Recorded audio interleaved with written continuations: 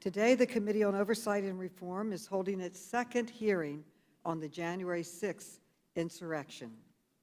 As we examine the events of that day, we must keep at the forefront that January 6th was the deadly culmination of weeks of increasingly desperate efforts by former President Trump to prevent the peaceful transfer of power and overturn the lawful results of the 2020 presidential election. Just this morning, the committee released documents we obtained showing that in the weeks leading up to January 6th attack, President Trump repeatedly pressured the Department of Justice to overturn the election he had lost. President Trump sent bogus election fraud claims to Jeffrey Rosen just minutes before he announced on Twitter that he was appointing Mr. Rosen as acting Attorney General.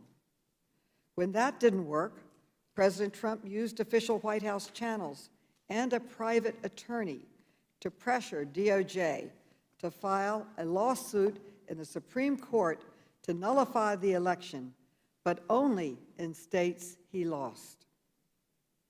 When the department refused, President Trump attempted to replace Mr. Rosen with another DOJ official who appeared willing to embrace these conspiracy theories and further the president's corrupt ends. In an email released by the committee, one DOJ official called the conspiracy theories pushed by the White House, quote, pure insanity, end quote. After his efforts to pressure the Department of Justice failed, President Trump grew even more desperate. And so, on the morning of January 6th, he sent an angry, violent mob to the Capitol. The goal was to use violence to stop Congress from certifying that Joe Biden won the election. In other words, Donald Trump was attempting to instigate a coup, or to use his own words as he gave literal marching orders that morning, President Trump wanted the rioters to, quote, walk down to the Capitol, fight like hell, stop the steal, end quote. And the rioters responded. They marched to the Capitol, forced their way inside, violently attacked the police, and put the lives of the Vice President, members of Congress, and their staff in grave danger. Thanks to the bravery of our law enforcement, including the U.S. Capitol Police and D.C.'s Metropolitan Police Department, the mob was defeated and Congress certified the results of a free and fair election. But make no mistake, the men and women on the front lines of that battle faced terrible odds on January 6th. They were beaten, bludgeoned, and pepper sprayed. Many officers from the Capitol Police lacked the equipment and proper training to confront such a violent mob, and others felt they did not receive the instructions and support from superiors that they needed as conditions deteriorated. Is the chairwoman muted? No. Last week, in consultation with Ranking Member Comer, the committee invited the acting chief of the Capitol Police, Yogananda Pittman, to testify today about these challenges. I am very disappointed that Chief Pittman has declined to appear today. However, she has committed to testify, and I can announce today that she will appear before this committee on July 21st. The Capitol Police were gravely unprepared on January 6th, but they could not be expected to repel the worst attack on the Capitol in 200 years on their own. Unfortunately, our committee's investigation has revealed that the federal government failed to sound the alarm before January 6th and was slow to respond once the attack occurred. Today, we are joined by three witnesses who can shed light on those failures. First, we are joined by FBI Director Christopher Wray. The FBI is our nation's leading law enforcement agency and is tasked with preventing domestic terrorism. In the weeks before January 6th, online forums erupted with threats of violence against lawmakers and the Capitol. One FBI field office warned that violent extremists were preparing for, quote, war, end quote. Yet the FBI failed to use all of its tools to warn of the looming assault. It did not use or issue a formal intelligence bulletin about the threat, and it did not pass on key intelligence to the leaders of the Capitol Police. 5 months after the attack, we still do not have the full story of these failures because the FBI and Department of Justice have not fully cooperated with this committee's investigation. This delay is unacceptable, and it makes us more vulnerable to yet another attack. Today, we also welcome General Charles Flynn and Lieutenant General Walter Pyatt, who worked on the Army staff on January 6. Neither of these career military officers was in the direct chain of command on January 6, but they both participated in key discussions about how the National Guard should respond.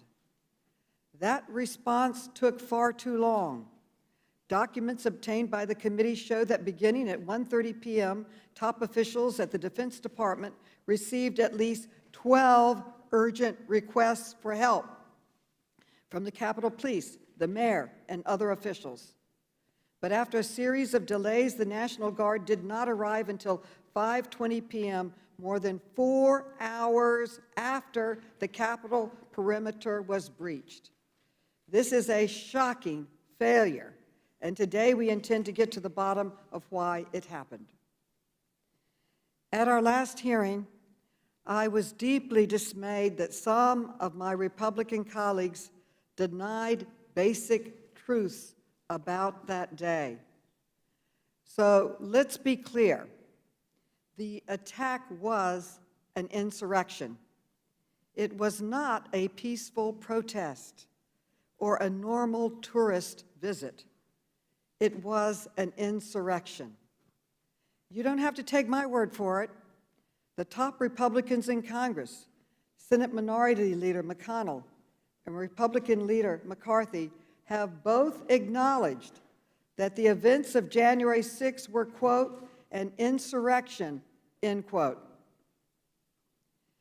As the next step in our investigation, the committee has requested transcribed interviews with former White House Chief of Staff Mark Meadows, who directly pressured DOJ officials at least 5 times to investigate false claims of election fraud.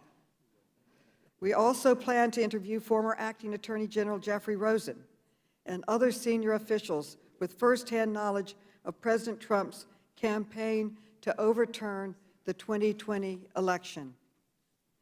We must never forget the horrific events we witnessed in January or dishonor those who risked their lives to protect ours. This committee will continue to fulfill its duty and investigate the attack on January 6th with every means at its disposal.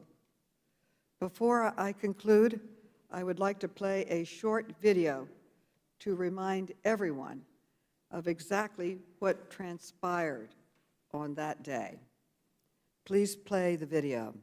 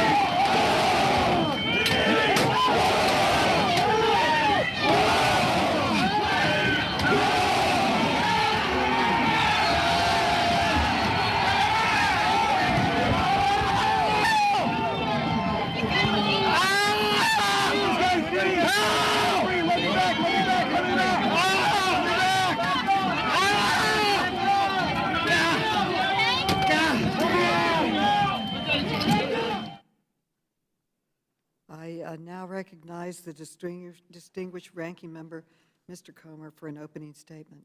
Well, thank you.